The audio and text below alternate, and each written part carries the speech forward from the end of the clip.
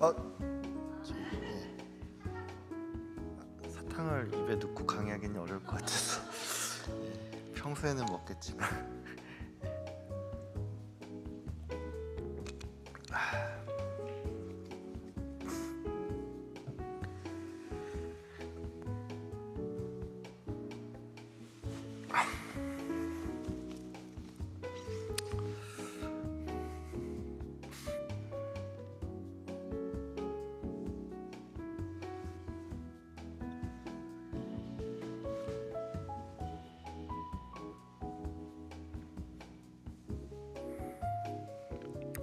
아직 앞시간 강의가 안 끝난 것 같은데 한 1, 2분 기다렸다가 시작할게요. 예.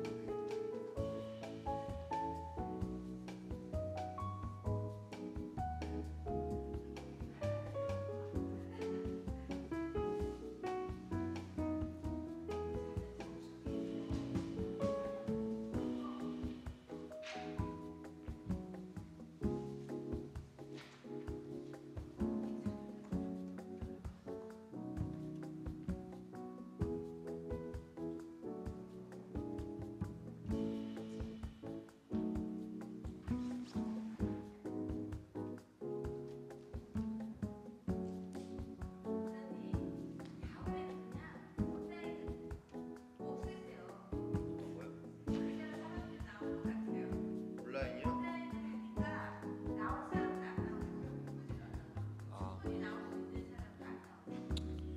근데 온라인은 아마 없애는 건 아마 허락이 안 될 겁니다. 온라인은 원래 더 온라인을 하라는 추세이기 때문에.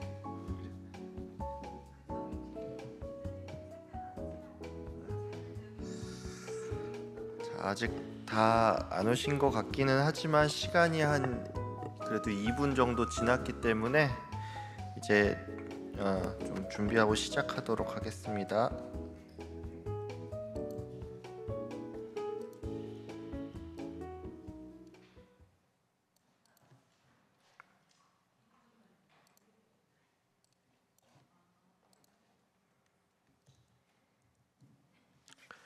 예, 뒤에 오신 분들 빨리 자리에 앉아 주시고요. 예. 자, 우리 한 주 동안 잘 지내셨죠?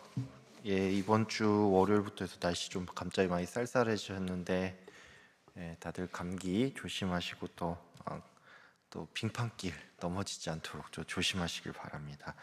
오늘 이제 6강이에요. 6강인데 드디어 3장이 66절까지 있어서 굉장히 길었는데 오늘로 3장이 끝나고요. 다음 주, 다다음 주 하면 또 저희 이제 아쉬운 이제 종강이 아유, 너무 감사해요. 빨리 다가오고 있습니다. 예. 자, 우리 바로 6강 이제 46절부터 66절까지 이제 좀 보도록 하겠습니다. 저희 이제 이 예레미야가 3장 46에서 66절까지 내용 분석 및 구절을 좀 볼게요. 전에도 말씀드렸지만 저희가 22절씩 끊다 보니까 이렇게 됐지만 사실 정확하게 이렇게 딱 내용적으로 끊어진 건 아니고 지난 시간에도 보면은 좀 갑자기 좀 우울해지다가 끝났잖아요. 그래서 아마 이게 이제 이어지는 내용이 좀 이렇게 그냥 제가 임의적으로 좀 분리를 해봤습니다. 그래서 전체적인 핵심 내용은 이제 극한의 고통과 억울함 속에서 이제 뒤에 보면은 하나님께 간절히 부르짖는 이제 탄원하는 내용들이 나와요. 그래서 이렇게 좀 어려움을 속에서 하나님께 부르짖는 그런 내용으로 좀 구성이 되어 있고요. 굳이 좀 나눠 보자면 극한 고난과 탄식의 내용들이 이제 46절에서 54절까지 나옵니다. 그래서 그 고난과 탄식의 내용들이 뭐냐? 모든 민족들에게 조롱거리가 되면서 미움의 대상이 되는 이제 멸시를 받는 일과 그래서 끊임없이 눈물이 흐르는 그런 육체적 정신적 고통 상황, 그 다음에 원수들에게 이제 박해를 받는 그런 상황들이 나와요. 그래서 새처럼 쫓긴다, 깊은 구덩이에 던져졌다, 뭐 이런 그런 내용들이 좀 나오고요. 그 다음에 이제 54절에서 57절은 좀 이제 반전을 위한 어떤 과정이라고 생각하시면 돼요. 그래서 과거에 하나님께서 우리에게 베푸신, 이거 글씨 좀 잘 안 보이실까봐 350으로 늘릴게요.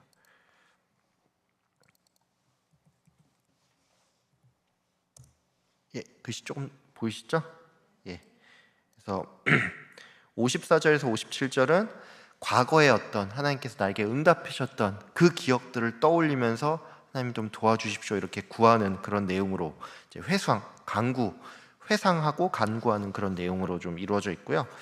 그 다음에 이제 58절부터 66절까지는 탄원 이제 쉽게 말해서 나에게 이렇게 괴로움을 전해준 그 악한 그 대적들을 좀 그들에게 좀 갚아 주십시오, 보응해 주십시오 이렇게 간구하는 그런 내용으로 좀 이루어져 있습니다. 그래서 변호해 줄 것, 나를 좀 변호해 주십시오, 나의 억울함을 변호해 주십시오, 그 다음에 나를 구원해 주십시오 이런 내용들이 있고, 그 다음에 악한 그 대적들이 그들의 행위대로 그대로 돌려받게 해달라 그런 얘기가 나오고, 그들이 이제 돌려받는 것에 넘어서 진노로 짓밟아 버리시고 멸망시켜 버리십시오 뭐 이렇게 간구하는 내용으로 되어 있습니다. 그래서 구조가 감정이 이제 막 바뀌어요. 되게 절망의 상황에서 그 다음에 내가 과거에 구원을 받았던 경험을 회상을 하고 그것을 근거로 간구를 하고 심판을 탄원하는 내용으로 이렇게 변화가 이루어집니다.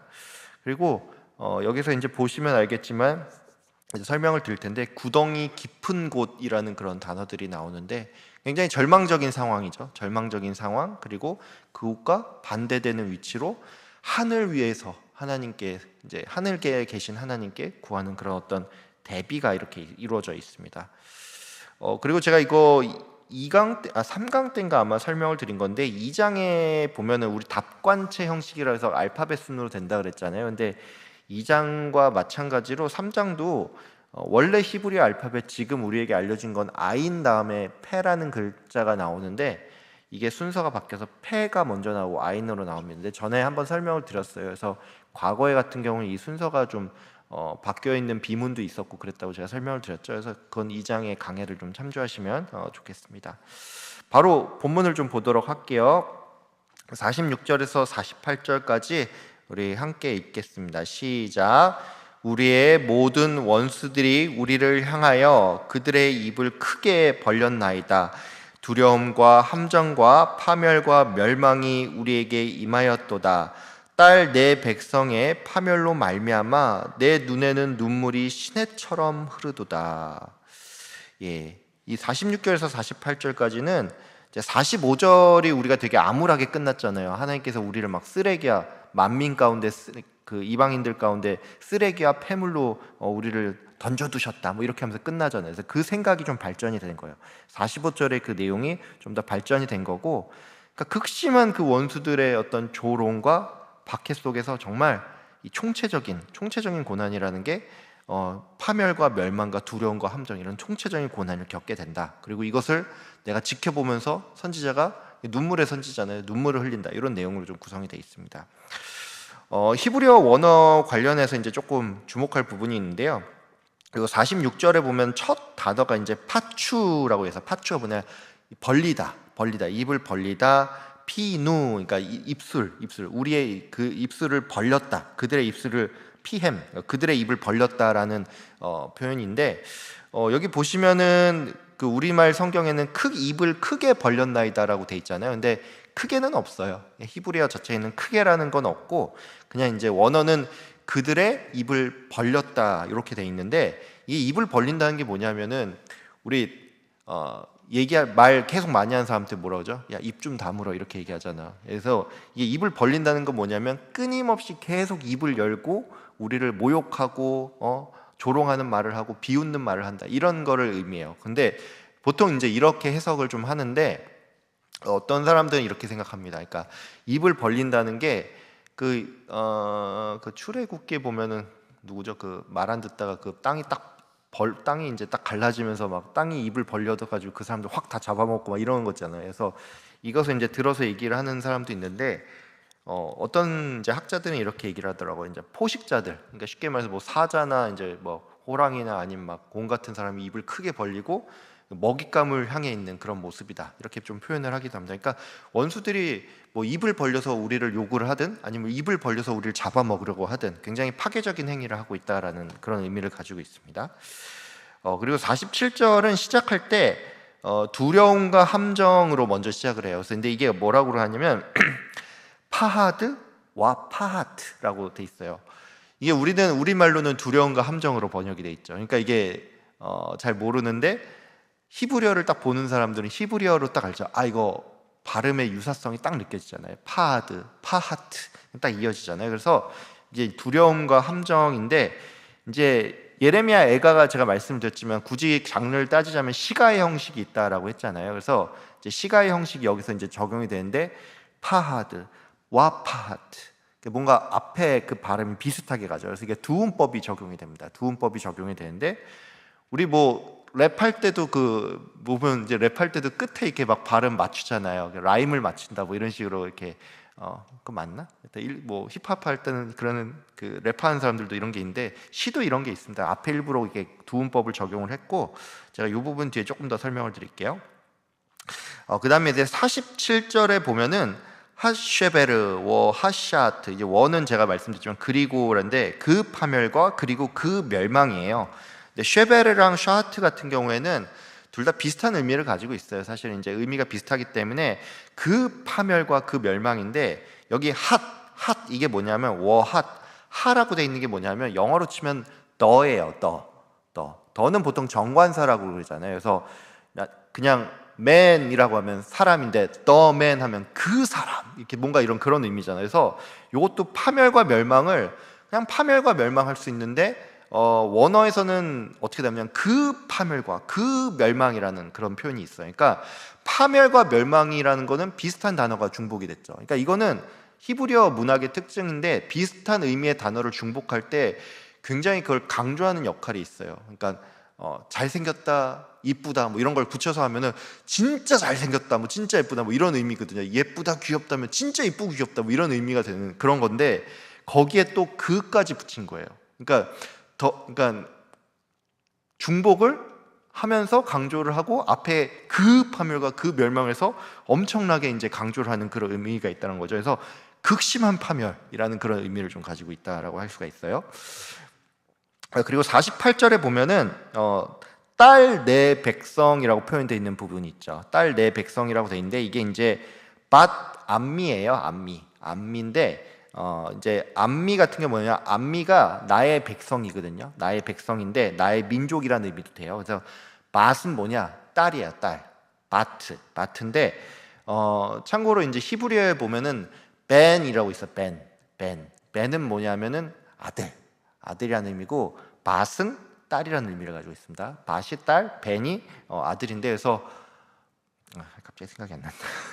예, 그래서 딸 내 백성이라는 이런 표현들이 많이 나오는데, 이게 재미있는 게 뭐냐면 사람마다 자기의 어떤 그 독특한 표현들이 있잖아요. 그래서 제가 이제 예레미야 애가 첫 시간에도 말씀을 드렸는데, 예레미야 애가의 저자가 예레미야인 결정적인 이유가 뭐냐면 딸 내 백성이라는 그런 표현이 들어갔다라고 설명을 드렸잖아요. 이게 왜 그러냐면은 딸 내 백성이라는 표현 자체가 예레미야에서만 8번이 나와요. 예레미야에서만 8번이 나오고, 딸 내 백성이 여기서 처음 나옵니다. 그러니까 예레미야 애가에서도 나옵니다. 그러니까 쉽게 말해 그 사람만의 어떤 시그니처 표현 같은 거예요. 시그니처 표현이기 때문에 이거를 사람들이 그 사람만의 독특한 표현이기 때문에 이거는 예레미야가 썼다라고 얘기를 합니다.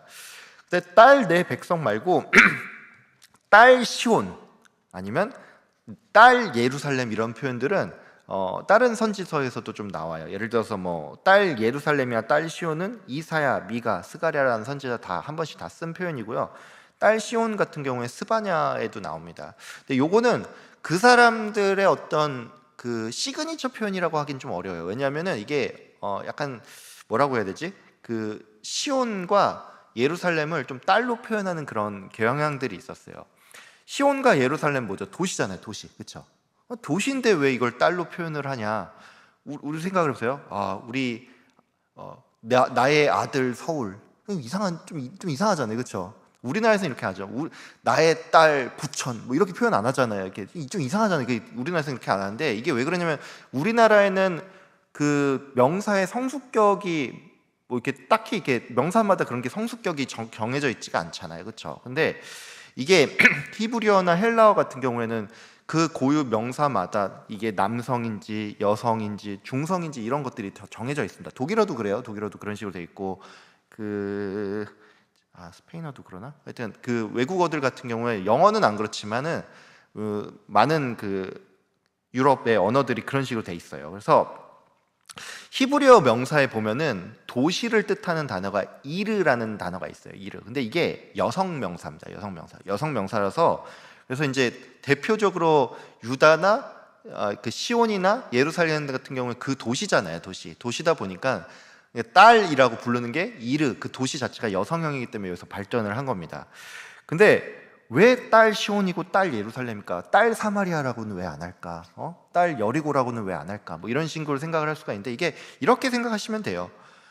우리나라의 뭐 가장 좀 대표적인 도시하면 우리는 결국 서울을 얘기를 할 수가 있죠. 서울을 얘기할 수 있고, 뭐 지방의 가장 대표적인 도시, 뭐 여러 도시가 있지만 뭐 부산 정도 얘기할 수가 있겠죠. 뭐 그런 거랑 좀 비슷한 개념이라고 생각하시면 돼요. 그래서 시온과 예루살렘의 의미가 조금 달라요. 뭐냐면 시온은 옛날 다윗성이 처음 이제 지어지던 그런 곳에서 좀 영적인 수도라는 그런 개념이 있습니다. 영적인 수도라는 개념이 있고, 하나님의 보좌가 시온에 있다라는 그런 말씀도 있고, 그리고 구원이 어디에서 임한다 그런 거죠.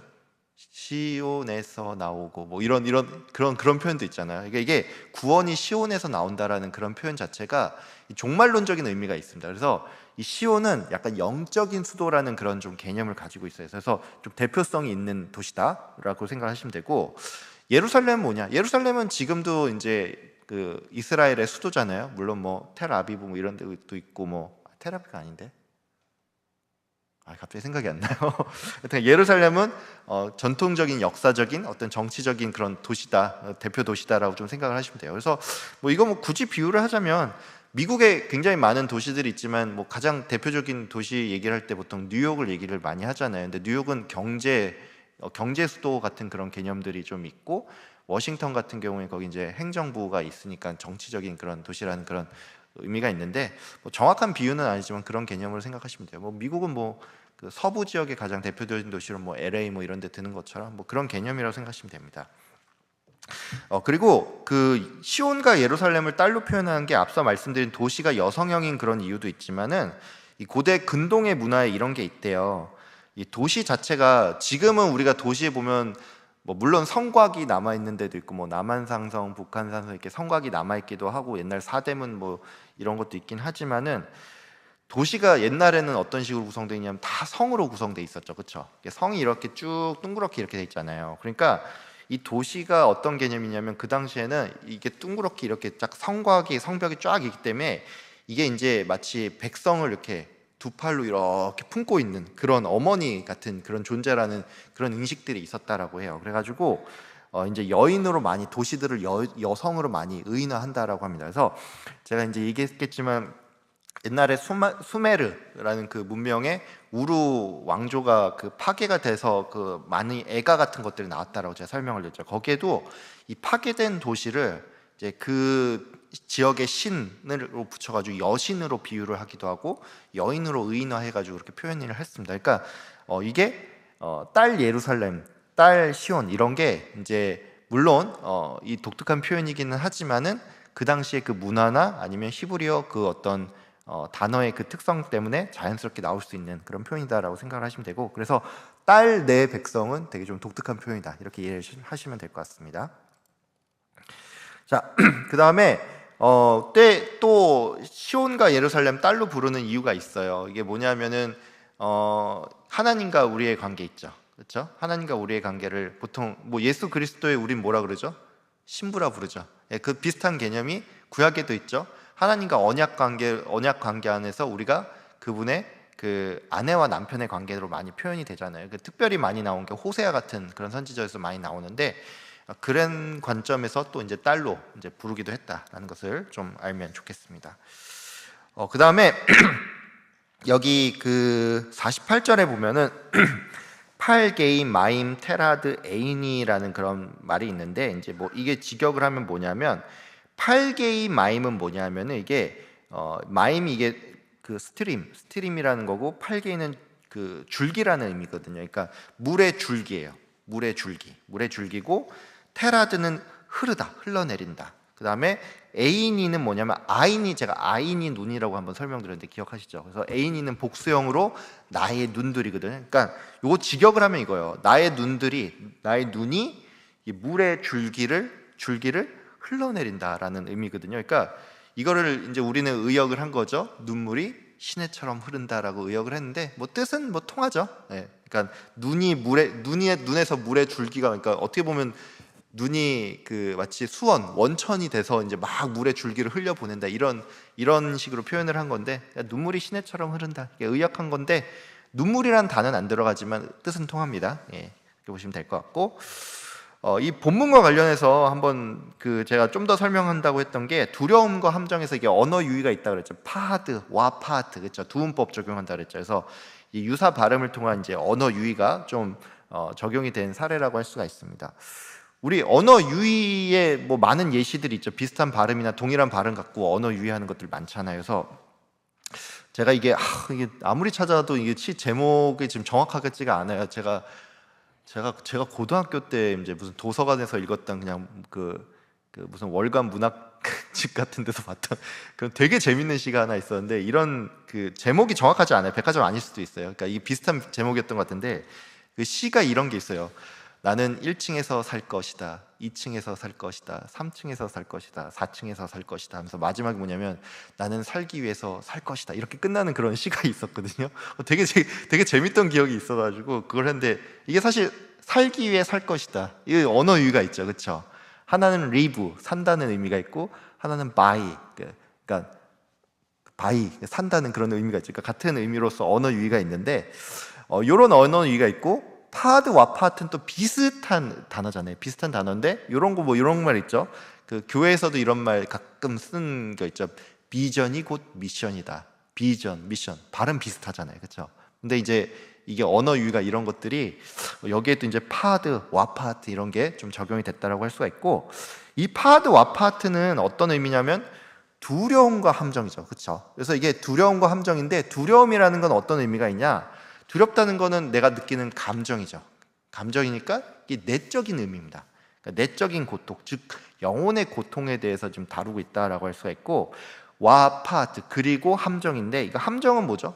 함정은 구덩이, 이런 것들은 이게 사냥꾼이 판 함정이라는 건 실제적으로 이게 어려움을 의미하는 거죠. 그러니까 실제적이고 물리적인 것이죠. 그래서 파드와 와파트는 이제 좀 관용어로 많이 써요. 더 정확히는 파드, 와파트, 그 다음에 수렁까지 아마 들어가는 걸로 내가 기억을 하고 있는데, 그런 식으로 좀 관용어로 많이 쓰여서, 그래서 내면적인 고통과 실제적인 괴로움, 뭐 이런가 총체적인 그런 고통을 좀 표현을 한다라고 할 수가 있어요. 그래서 같은 표현이 이게 관용구예요. 그러니까 예레미야 애가에만 쓰인 표현이 아니고, 여기 이사야 24장 17절에 보면 이런 말이 나와요. 땅의 주민아, 두려움과 함정과 올무가 내게 일어났느니. 올무까지 들어가네요. 제가 이걸 깜빡했는데, 두려움과 함정과 올무. 그래서 두려움과 함정이 파드 와파트입니다. 그 다음에 예레미야 48장 43절에도 들어가요. 여호와의 말씀이니라 모압 주민아, 두려움과 함정과 올무가 내게 닥치나니, 이런 표현 있죠. 그래서 총체적인 고통이 너희들에게 닥친다, 총체적인 고통이다라는 의미로 파드 와파트가 일종의 관용구로서 쓰인다라고 합니다. 자, 우리 49절에서 51절 우리 함께 읽도록 하겠습니다. 잘못 나왔네요. 49, 51절 읽겠습니다. 시작.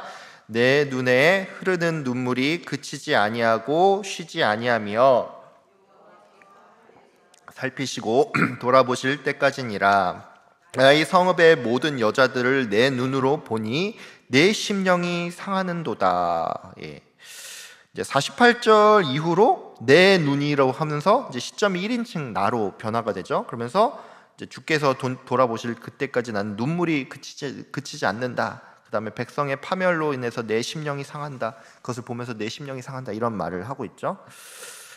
이 히브리어 관련해서 조금 주목할 부분이 있는데, 이제 49절에 보면은 이제 우리는 이렇게 돼 있어요. 내 눈에 흐르는 눈물이 그치지 아니하고 쉬지 아니하며라고 번역이 돼 있잖아요. 근데 요거를 좀 직역을 하면 이렇습니다.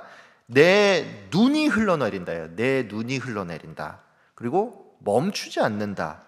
왜냐하면 중단하지 않기 때문이다. 이렇게 돼 있어요. 예, 그러니까 흐르는 눈물이라고 했는데 눈물이란 단어가 사실 안 나와요. 여기는 눈물이란 단어가 안 나오고 내 눈 자체가 그냥 흘러내려 버린다는 거예요. 그러니까 이게 무슨 얘기냐면, 우리 왜 막 올해 보면 가평에 되게 비 많이 와가지고 막 엄청 막 좀 힘들었잖아요. 근데 막 폭우가 내리면은 막 그 계곡 막 불 불어나가지고 막 보면 사람들 막 쓸러내려가 막 뗏목들 쓸러내려가 막 나무들 막 쓸러내려 이러잖아요. 그래서 이게 무슨 표현이냐면 너무 많은 눈물이 흘러내려서 내 눈 자체가 막 이렇게 유실되는 것처럼 눈이 유실되는 것처럼 흘러내린다는 그런 의미를 가지고 있습니다. 그리고 이거 직역을 하면 좀 웃기거든요. 뭐냐면 왜로 티딤의 매 에인 하프고트라고 돼 있는데 왜 로냐면 왜로는 그리고 로 아니다 티듬에 멈추지 않는다 메에인 왜냐하면 하프고트 중단하지 않기 때문이다라고 돼 있거든요. 이 표현이 좀 웃긴 거예요. 멈추지 않는다 왜냐하면 중단하지 않기 때문이다. 이 좀 말이 여러분 한번 생각을 해보세요.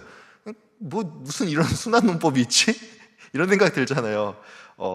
나는 뛰고 있다 왜냐하면 나는 뛰기 때문이다. 뭐 이상한 표현은 약간 이상한 말 같잖아요. 근데 이게 순환논법처럼 보일 수가 있습니다. 그리고 이 순환논법을 제가 인터넷에 찾아보니까 굉장히 많이 쓰는 사람이 있대요. 그래서 그 옛날에 일본의 고이즈미 총리 혹시 기억나세요? 예, 그쵸. 고이즈미 총리 기억나시죠? 고이즈미 총리의 아들이 역시나 일본에서 중의원을 하고 있어요. 고이즈미 신지로라는 사람이 있는데 이 사람이 우리나라에서도 유명하대요. 젊은 사람들 사이에서 왜 유명하냐면 되게 그 말하는 방식이 너무 특이해가지고 이 사람이 약간 그 유행으로 이제 우리나라 젊은 세대에도 좀 유명하다는데 이 사람이 어떤 말을 했냐면 이런 말을 했대요. 아내와 저는 결혼 기념일이 같습니다. 아내랑 다 아내가 여럿은 아니잖아요. 아내와 저는 결혼 기념일이 같습니다. 이런 표현을 하는가 하면 흑백은 검은색과 흰색입니다. 뭐 너무 이상한 너무 뻔한 소리를 해요. 그리고 이런 표현을 했대요. 식사를 할 때는 보통은 무언가를 먹는 편입니다. 뭐 이런 말도 하고 바뀌기 위해서는 변화가 필요합니다. 형은 저보다 나이가 많습니다. 이런 표현을 했대요. 이거 진짜 그래서 이게 사람들이 약간 이 사람의 말 자체가 일본에서도 워낙 좀 웃긴 말이니까 이게 약간 그 젊은 세대에 좀 유행이 됐대요. 이렇게 유행이 됐다라고 하는데 우리나라에도 약간 전해졌다고 하는데 우리가 이 표현을 보면 그럴 수 있어요. 멈추지 않는다. 왜냐하면 중단하지 않기 때문이다가 이 사람의 이런 화법처럼 이거 무슨 좀 순환 논법 아니야? 약간 이렇게 생각하면서 이게 좀 이상한 표현이네. 왜 이럴까라고 생각을 할 수가 있는데 이게 우리 기준에선 순환 논법으로 볼 수가 있어요. 근데 이게 히브리의 그 시의 그 운율과 의미를 극대화하는 이제 시적인 기법이라고 하더라고. 이게 좀 연구를 해보니까 그런 게 나와 있는데 뭐라고 하냐면 이제 좀 전문적인 용어로 동의적 병행법, 같은 의미의 그걸 병행하는 그런 병행법이라고 하는데 쉽게 말해서 뭐냐 파멸과 멸망 이런 거 쓰는 거랑 비슷한 거예요. 우리 비슷한 것 같이 쓰면 강조되는 그런 효과가 있다 그랬죠. 그래서 얘네들은 뭐 멈추지 않는다 왜냐하면 중단하지 않기 때문에 이거 강조하는 거야. 멈추지 않죠 계속 이런 일이 일어난다 뭐 이런 걸 강조하기 위해서 이런 수납론법 같은 그런 거를 동의적 병행법으로 사용을 한다라고 합니다. 그래서 뭐 우리 이런 표현도 있죠. 애들 이렇게 쓰는 말들 요즘 뭐 요즘 애들도 이런 거 잘 안 쓰겠다. 전설의 레전드. 전설 레전드도 전설이잖아요. 전설의 레전드 이게 뭐예요? 그러니까 약간 완전 전설이다 이런 표현이잖아요. 이런 거 쓰는데 뭐 근데 이제 이런 게 이제 일종의 이제 수납 논법처럼 보이지만 사실 동의적 병행법을 우리가 쓰기도 씁니다. 그리고 동의적 그 병행법은 아닌데 우리가 좀 습관적으로 동어 반복을 좀 쓰는 경우가 있죠, 그렇죠? 뭐 예를 들어서 피해를 입다. 피해 자체가 피가 받는다는 의미예요. 그러니까 피해를 입다라는 말 자체가 사실은 이미 중복이죠. 미리 예습해와 예습 자체가 이제 미리 하는 거잖아요. 근데 미리 예습해와 역전 앞 추억을 회상한다. 이거 다 이런 표현 자체가 우리가 동어 반복에 있는데 요거과는 조금 다르지만 히브리어에는 이런 동의적 병행법, 의도적인 동의적 병행법이 있다라는 것을 참고로 하시면 됩니다. 그 다음에 이제 50절에 보면은 아드 에쉐르라고 나오면서 이제 뒤에 쭉 이제 그걸 설명을 해요. 이제 아드 에쉐르는 뭐냐면 아드가 뭐뭐 때까지라는 의미로 until이라는 그런 의미가 있고 아쉐르는 이제 영어로 하면 이제 which라는 뭐 which 아닌 that 관계 대명사 해가지고 이제 붙고 그 이후에 설명하는 게 앞에 것들을 수식하는 그런 의미거든요. 그래서 이걸 해석하면 무엇 할 때까지라는 거예요. 그러니까 무엇 할 때까지 내가 눈물을 흘리겠다라는 그런 의미거든요. 그러니까 선지자의 슬픔은 계속 무조건 된다는 게 아니라 어떤 때까지 그 슬픔이 지속이 된다, 눈물이 지속이 된다는 거기 때문에 기한이 있다는 겁니다. 그러니까 무한정 계속 슬픈 게 아니라 어떤 하나님이 나를 보시기 그 전까지라는 그 기한이 분명히 있다라는 것이죠. 어떻게 보면은 무한정 슬프다 그러면 얼마나 힘들겠어요. 근데 그 슬픔의 기한이 있다는 거죠. 또 51절에 보면은 아인이 올라 나프쉬라는 그런 말이 있어요. 그래서 이제 이게 뭐냐면은 직역을 하면은 나프쉬, 그러니까 네페쉬 해가지고 영혼이라는 의미가 있고, 나의 눈, 아인이는 나의 눈이에요. 나의 눈이 내 영혼을 상하게 한다. 올라가 이제 상하게 하다는데, 나의 눈이 내 영혼을 심히 상하게 한다라는 그런 의미가 있어요. 그래서 올라는 그 동사가 이제 이게 상하다인데, 이 올라라는 그 형태 자체가 심히 상하게 한다는 그런 PL 형태로 이제 구성이 되어 있습니다. 그래서 이게 어떤 의미냐 하면은 내 눈이 나의 영혼을 심히 상하게 한다. 이게 무슨 말이냐면 내 눈이 어떻게 내 영혼을 상하게 해요? 그러니까 내가 무언가를 봤기 때문에 그게 나를 괴롭게 한다는 그런 의미를 가지고 있다라는 것이죠. 그래서 이것과 관련해서 좀 생각해 볼 필요가 있는 게 이거예요. 우리가 무언가를 듣거나 아니면 무언가를 보는 걸로 인해서 우리가 기쁠 수도 있지만 그로 인해서 우리의 마음이 상할 때가 있죠. 그렇죠? 그래서 요것과 관련해서 51절 요 부분과 관련해서 좀 생각할 수 있는 게, 우리가 때로는 눈을 닫는 일 그리고 귀를 막는 것이 좀 필요하다라는 그런 걸 좀 생각해 볼 필요가 있어요. 51절에 보면 이렇죠. 나의 눈이 내 영혼을 상하게 한다. 이게 무슨 얘기냐? 내가 이 백성들의 이 어려운 참상을 내가 보고 있기 때문에 이게 괴로워서 나의 영혼이 상한다라는 것이잖아요. 그러니까 그냥 단순한 자기 연민이 아니라 이 나라의 이 꼴을 보면서, 이 나라가 돌아가는 꼴, 이 나라가 이렇게 망해가는 꼴을 보면서, 내가 망한 꼴을 보면서 너무 내 마음이 괴롭다는 그런 의미잖아요. 그래서 우리가 좀 생각해 볼 주제가 있어요. 우리들 또한 우리가 살면서 어떤 그 현실이라든지 아니면 뭐 이 세상에 보면은 다 이렇게 하나님 뜻대로 흘러가진 막 다 공의대로 흘러가진 않잖아요. 그 막 세상에 보면 막 부조리한 일들도 굉장히 많이 일어나고, 아니 어떻게 세상에 이런 일이 일어날 수가 있어, 막 이런 것들이 많이 있고 그렇잖아요. 그래서 이런 거를 보면은 사람들이 이런 걸 많이 보면 볼수록 어떨 것 같냐? 아, 내가 세상에 이런 부조리와 악함을 보았으니 이것을 놓고 기도해야겠다, 이렇게 생각을 할 것 같은데, 물론 그렇게 하기도 해요. 전혀 안 보는 것보다는 좀 보는 게 그런 걸 위해서 기도할 수가 있겠죠. 근데 이런 경우도 있지만, 이거를 너무 많이 보면 어떤 일이 생기냐면은 죄송한 말이지만 좀 약간 마음에 나의 영혼이 상할 수가 있습니다. 이제 특별히 어떤 일이 생기냐면 이 분노가 막 끌어오른다든지 이 좌절감에 굉장히 막 이렇게 좀 사로잡힐 수가 있습니다.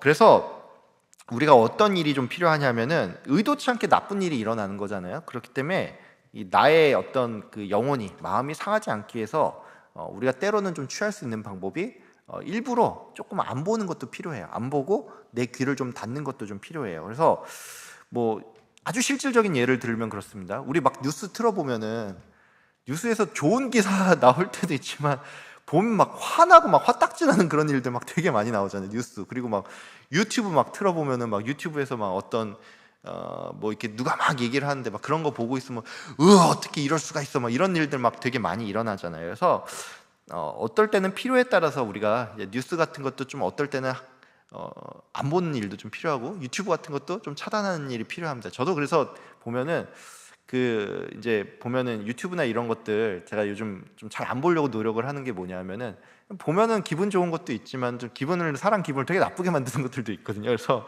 좀 차단하는 방법도 좋은 방법입니다. 그래서 우리가 세상 돌아가는 꼴 보면서 우리의 영혼이 상할 수가 있기 때문에, 기도할 것 같지만 우리 영혼이 상할 수가 있기 때문에 이를 방지하기 위한 방법이라는 것이죠. 그래서 이것과 관련해서 조금 더 생각해 볼 필요가 있어요. 성경에도 뭐라고 나오냐면, 눈은 몸의 등불이니 그러므로 너의 눈이 성하면 온몸이 밝을 것이요 눈이 나쁘면 온몸이 어두울 것이냐라고 성경에서도 그렇게 말을 해요. 이게 무슨 얘기냐? 우리의 이 눈, 시각적인 통로인 눈을 통해서 우리의 도덕적인 상태와 영적인 상태가 왔다 갔다 할 수가 있다라고 예수님께서도 그렇게 말씀하셨어요. 그러니까 뭘 보는지 중요하다는 거죠. 그리고 우리 그런 말 있잖아요. 눈은 마음의 뭐다? 창이다. 이게 무슨 얘기냐면, 우리의 눈을 통해서 우리의 어떤 감정이나 이런 그 내면의 것들이 밖으로 드러나기도 하지만, 바꿔 말해서 우리의 눈을 통해서 외부 세계의 무언가들이 우리 마음으로 막 유입이 된다라는 거죠. 그러니까 내가 뭘 보느냐에 따라서 나의 생각과 말과 행동이 결정이 될 수가 있다라는 거예요. 그리고 이거는 참 제가 좋아하는 말인데 아는 것이 힘이다라는 말보다 저는 사실 모르는 것이 약이다라는 말을 더 좋아해요.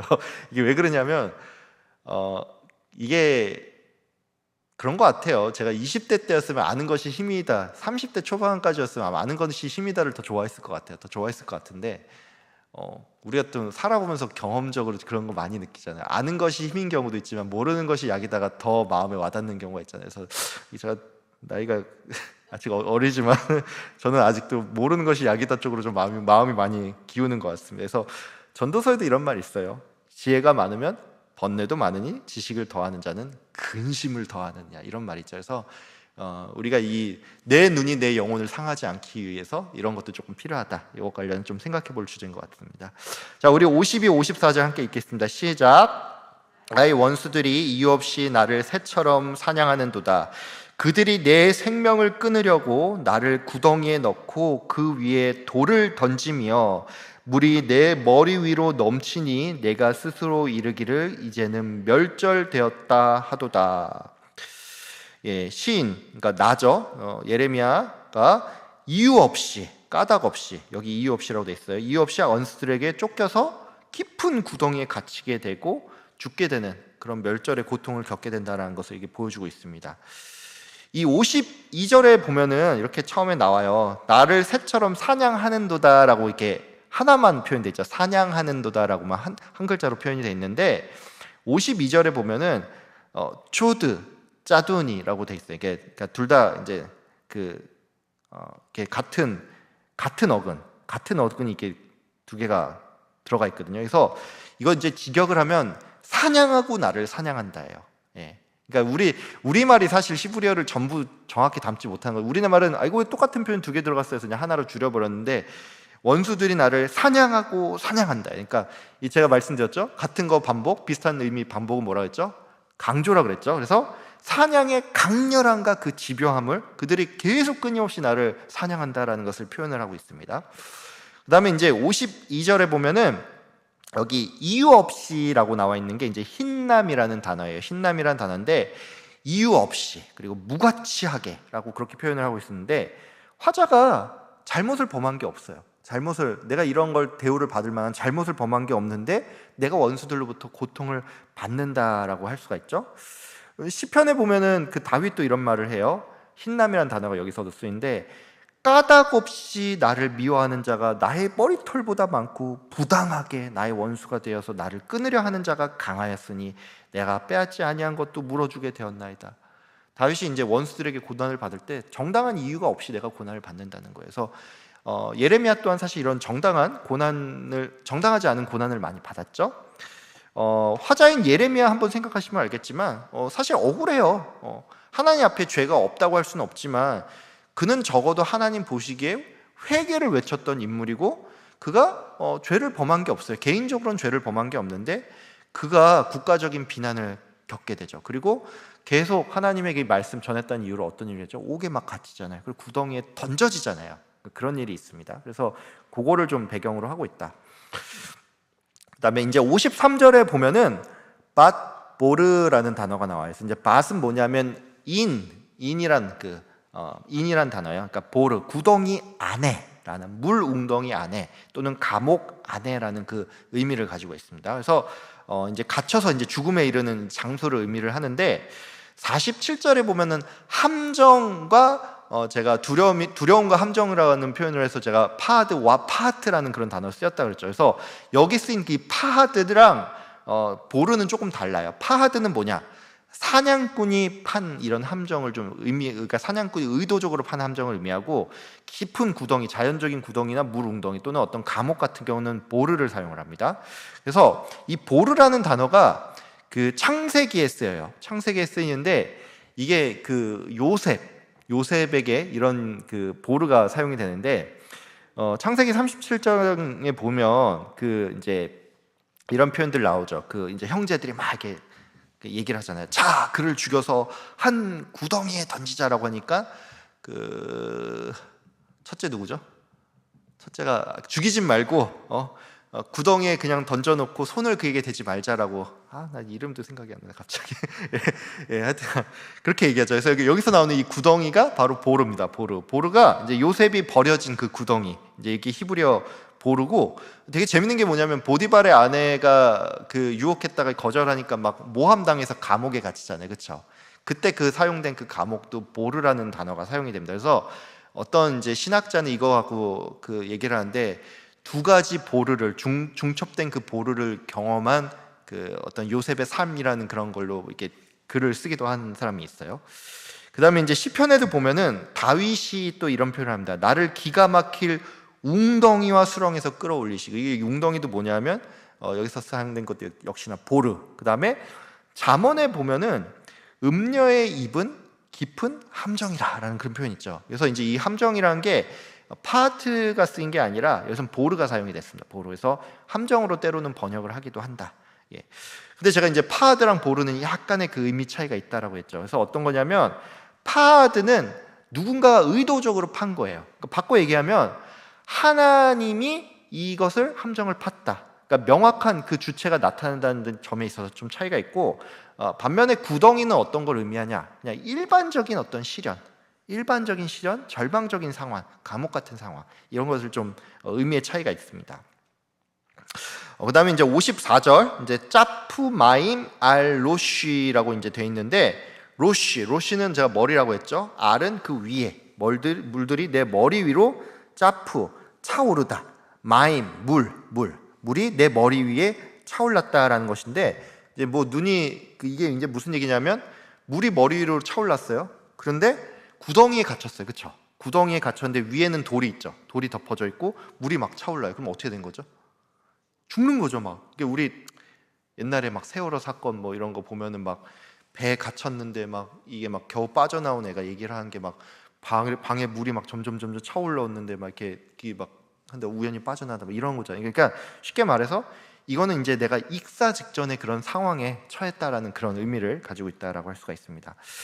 근데 이 물이 이 환란을 의미하는 이제 관용구적인 표현으로 좀 많이 쓰여요. 그래서 이제 그 환란을 의미하는 관용구적인 표현으로 물이 많이 쓰이는데, 욥기에도 쓰이고 시편에도 쓰이고 이사야에도 씁니다. 그래서 이런 표현이 있어요. 두려움이 물같이 그에게 닥칠 것이요, 이런 표현 있죠. 그 다음에 주의 모든 파도가 나를 괴롭게 하였나이다. 그 다음에 네가 물 가운데로 지날 때, 뭐 이런 표현이 있어요. 그러니까 물 가운데로 지날 때 해를 당하지 않는다, 이런 표현이 있는데, 참고로 그 요한계시록에 보면 그런 표현이 있어요.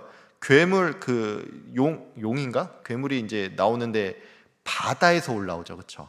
그래서 이제 어떤 의미가 있냐면, 히브리인들에게 이 바다 같은 경우는 이제 어떤 악한 세상, 그런 의미를 많이 가지고 있답니다. 그래서 물 가운데를 내가 지난다, 물같이 그에게 닥친다, 파도가 임했다, 이런 것들이 이제 보통 고난, 고통, 이제 부정적인 의미로 많이 쓰인다라고 합니다. 반면에 이 물이 그 머리 위로 오른다는 거에 대해서 좀 독특하게 해석을 하시는 분들이 있어요. 그래서 제가 이제 참고하는 그 주석에 보면은 이게 시제법 의식이다, 그 다음에 신명재판을 보여준다라고 하는데, 이게 무슨 말인지 모르겠잖아요. 시제법 의식이 뭐냐면, 신명재판이 뭐냐면 신이 이것을 밝혀주는 그 재판이에요. 그래서 어떤 사람이 부정한 행위를 했어요. 부정한 행위를 했는데 의심을 받기는 하는데 증거가 없어요. 증거가 좀 불충분할 때 그 사람을 이 강물에 확 집어 던져놨는데, 그 사람이 만약에 빠져서 죽게 된다라고 하면은 저 사람은 죄가 있었던 거다, 그래서 이렇게 단죄를 받은 거다라고 하고, 없으면 살아납니다. 그런 개념으로 쓰는데, 그러니까 이게 뭐냐면, 앞서 이 표현이 시인이 정말 익사하기 직전에 죽음의 상황으로 하나님께서 몰아넣으셨다, 이런 의미가 아니라, 시인은 죄가 없지 않느냐, 시인은 죄가 없기 때문에 이 국가적인 재난 가운데서 같이 그런 걸 하지만, 이게 시제법 의식이기 때문에 그의 무죄함을 시험해 보는 것이다, 이런 식으로 해석을 하는 경우도 있습니다. 무슨 말인지 알겠죠? 그러니까 단지 단죄하기 위함이 아니라 그의 무죄함, 예레미야는 죄가 없기 때문에 그것을 시험해 보는 그 시제법 의식이다, 이렇게 좀 해석을 하는 경우도 있습니다. 그래서 이제 시제법 의식 좀 가장 유명한 게 이런 게 있어요. 우리 민수기 5장에 보면 그런 거 있죠. 간음이 의심되는 정황이 있어서 잡힌 여자가 있는데 증거가 없어요. 증거가 없을 때 이제 제사장한테 데리고 가죠. 그러면 제사장이 뭔가 이렇게 가루로 막 이렇게 물 같은 거 물에다 가루 막 이렇게 넣고 해가지고 이렇게 막 기도한 다음에 그 물 마셔라 이렇게 하잖아요. 근데 여자가 만약에 그 저주의 물을 먹었는데 만약 정말로 죄가 있었다라고 하면은 막 배가 부어오르고 막 다리가 말라서 이렇게 그런 저주를 받게 되고, 아무런 죄가 없으면 아무런 일도 일어나지 않고 아이를 잘 낳을 수 있고 해산할 수 있는 능력을 갖게 된다. 이런 것들 있죠. 이게 바로 시제법 의식입니다. 이런 것들이 이 이제 물이 익사를 시킨 게 아니라 그런 의도로 쓰였다. 이렇게 해석을 하는 사람도 있습니다. 자, 52, 54절 본문과 관련해서 좀 더 생각해 볼 주제가 있어요. 뭐냐면 화자가 나로 바뀐다고 했죠. 나로 바뀐다는데 이 나는 누구냐라는 그런 해석들이 좀 분분히 갈려요. 그래서 시인 자신을 의미한다라는 게 이제 제일 많이 지지를 하는 의견입니다. 왜냐하면 예레미야가 실제로 그 예레미야 38장 6절에 보면은 이 감옥에서 그 구덩이에 던져지는 그런 경험을 했죠. 그렇죠? 그래서 그런 경험을 했기 때문에 이거는 자기 경험을 적은 거다라고 얘기하는 사람들이 많습니다. 그래서 예레미야 38장 6절에 보면은 그들이 예레미야를 끌어다가 감옥들에 있는 왕의 아들 말기야의 구덩이에 던져 넣을 때 예레미야를 줄로 달아내렸는데 그 구덩이에는 물이 없고 진창뿐이므로 예레미야가 진창 속에 빠졌다. 이 표현이 있죠. 그래서 이 경험, 개인적인 경험을 자기의 이야기를 적은 거다라고 그렇게 보는 사람이 있고, 또 어떤 사람은 이렇게 얘기해요. 멸망을 당해서 고통받는 예루살렘을 1인칭 나로 의인화했다. 왜냐?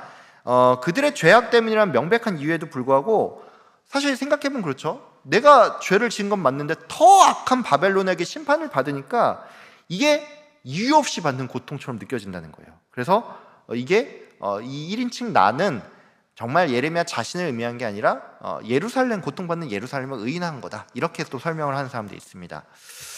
그럼 결론은 뭐냐? 결론은 저도 정확히 모르겠지만 둘 다 맞다고 보는 게 맞을 것 같아요. 왜냐하면 나의 어떤 개인적인 경험을 그걸 바탕으로, 어쨌든 예레미야 애가는 개인의 그런 걸 토로하는 거라기보다는 국가적인 재난을 토로하는 경험이니까 개인의 경험을 바탕으로서 예루살렘의 대표자로서 이걸 의인화했다.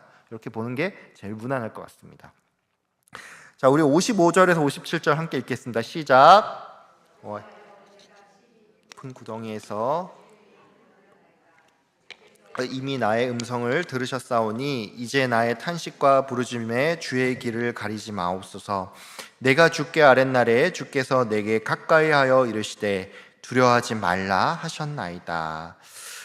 깊은 구덩이에 던져진 상황이에요. 익사 직전의 상황인데 그런 절망적인 상황 가운데서 주님의 이름을 부르짖고 있죠. 그리고 여기 보시면 내가 주께 아랫날에 주께서 내게 가까이 이르시되 두려워하지 말라 하셨나이다. 과거에 주님께서 나에게 응답하신 순간을 회상하는 그런 내용으로 구성이 되어 있습니다.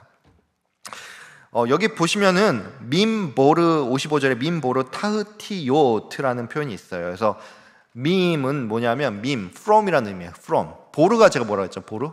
구덩이라고 그랬죠. 그래서 밈보르는 뭐냐면 from 구덩이로부터. 타흐티요트는 뭐냐면 가장 깊은이라는 그 가장 낮은이라는 최상급 표현입니다. 최상급.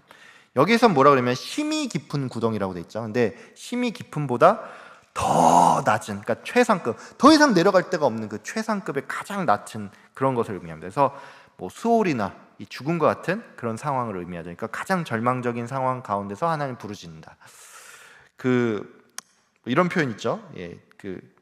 여기 주식시장에 이런 것들 많이 나와 있는데 개미들이 많이 하는 건데 여기가 바닥인 줄 알았는데 지하가 있더라고요. 이런 표현들 막 이렇게 주식시장에 보면 개미들이 많이 하고 있는데 정말 가장 깊은 곳, 가장 깊은 그 절망적인 상황, 이런 수월이나 죽음과 같은 상황, 이런 게 바로 타흐티오트, 가장 낮은 곳, 그런 의미를 가지고 있습니다. 그 다음에 이제 56절에 보면은 콜리 샤마타라고 돼 있는데, 샤마타, 나의 음성을 샤마타, 당신이 들었다, 완료형 동사예요. 그래서 56절에 보면 나의 음성을 당신이 들었다라는 그런 표현이 나오는데, 이거에 대해서 이제 세 가지 해석이 있어요. 우리 56절 잠깐 다시 한번 볼게요. 뭐라면 56절, 주께서 이미 나의 음성을 들으셨사오니 이제 나의 탄식과 부르짖음에 주의 길을 가리지 마옵소서라고 돼 있죠. 근데 요게 우리가 볼 때는 한 가지 의미인데 이 56절에 대해서 해석이 세 개로 갈립니다.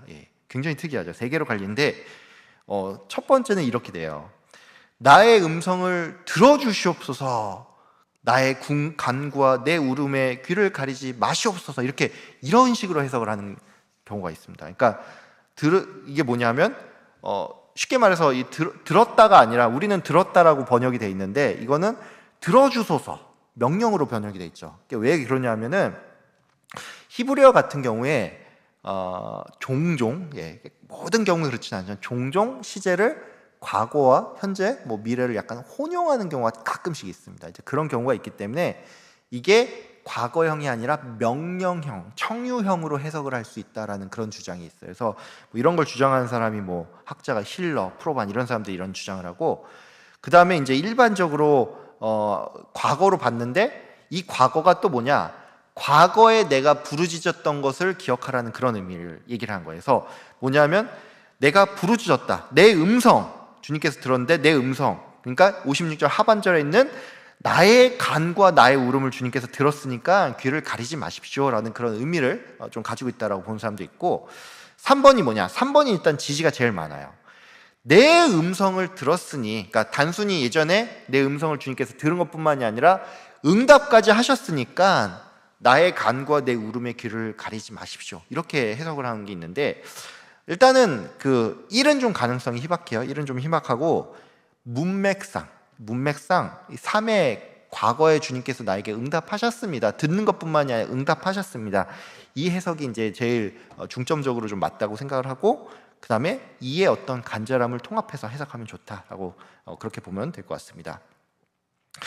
그 다음에 이제 57절에 보면은 RT라라고 하는데, 이제 R은 뭐냐면 not, 아니다, not, 그러니까 not, 그 다음 T라는 두려워하다인데 RT라니까 do not afraid, 그러니까 두려워하지 말라라는 그런 의미예요. 그래서 성경에서 이 표현 되게 많이 쓰여요. 그러니까 구원의 확신, 그 다음에 하나님의 그 보호를 약속할 때 굉장히 자주 쓰이는 표현입니다. 그래서 많이 있죠. 창세기 15장 1절에 아브라함에게 하나님께서 뭐라고 하죠? 두려워하지 말라, 나는 너의 방패요 너의 지극히 큰 상급이니라. 하나님께서 구원의 그 확신을 주시는 거죠.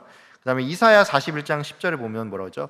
두려워하지 말라, 내가 너와 함께함이라, 놀라지 말라, 나는 너의 하나님이 되니라. 얼마나 은혜스러운 말입니까? 그다음에 여호수아에도 보면 그래요. 두려워하지 말며 놀라지 말라, 네가 어디로 가든지 너의 하나님 여호와가 너와 함께하느니라 하시니라. 여호수아와 함께하겠다고 그렇게 말씀하시죠. 그 다음에 이사야 43장 1절에 그래요. 너는 두려워하지 말라, 내가 너를 구속하였고 내가 너를 지명하여 불렀나니 너는 내 것이라. 그러니까 이 알티라라는 표현 되게 많이 쓰이는데, 이게 보통 구원의 확신, 하나님의 보호, 이런 것들을 좀 의미한다라고 할 수가 있습니다. 그 다음에 이제 본문과 관련해서 조금 생각해 볼 텐데, 제가 얘기했지만 여기 과거의 응답을 회상하면서 하나님께 간구를 한다라고 했죠. 그래서 과거의 응답을 회상하면서 기도하는 게 우리가 왜 필요한지 한번 생각을 좀 해볼 수가 있어요. 이게 왜 필요하냐? 성경적인 이야기를 하기 전에 먼저 심리학적인 측면에서 제가 설명을 드릴게요. 그 심리학자 중에 이제 엘버트 반두라라는 사람이 있는데, 자기 효능감에 대한 이런 설명들을 많이 했거든요. 그래서 뭐냐면, 이게 자기 효능감이 뭐냐? 내가 어떤 과제를 수행하는데 이거를 일정한 내가 수준까지 도달할 수 있다, 할 수 있다는 그 자기 자신에 대한 믿음이에요. 이게 이제 자기 효능감이라고 하는데, 그 자기 효능감에 이제 여러 가지가 있는데, 하나가 수행 성취. 그러니까 작은 것들을 수행을 성취한 경험을 통해서 자신감이 있어서 성공에 대한 신념을 강화하는 거고, 대리 경험은 뭐냐?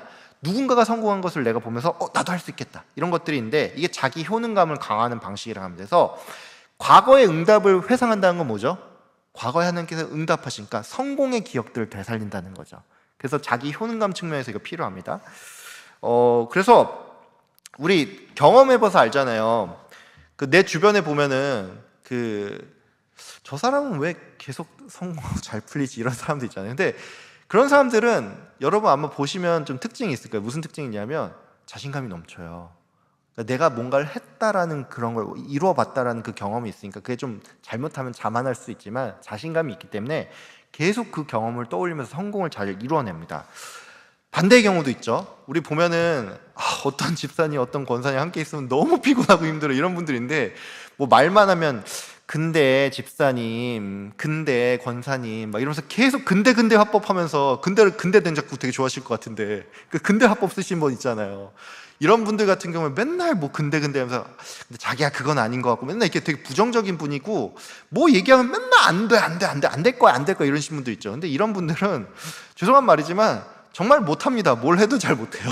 이게 왜 그러냐면 이게 과거에 어떤 뭐 열등감이나 내가 못했던 그거에 되게 사로잡혀 있기 때문에 이런 분들은 일을 잘 성공시키지 못해요. 그래서 이 과거에 이게 자기 효능감과 연결이 돼 있는 겁니다. 성공의 경험이 있는 사람들은 계속 성공하고 이런 거기 때문에 심리학적 측면에서 내가 과거에 하나님께 응답받은 걸 기억하고 기도하는 게 되게 중요하다라는 것이죠.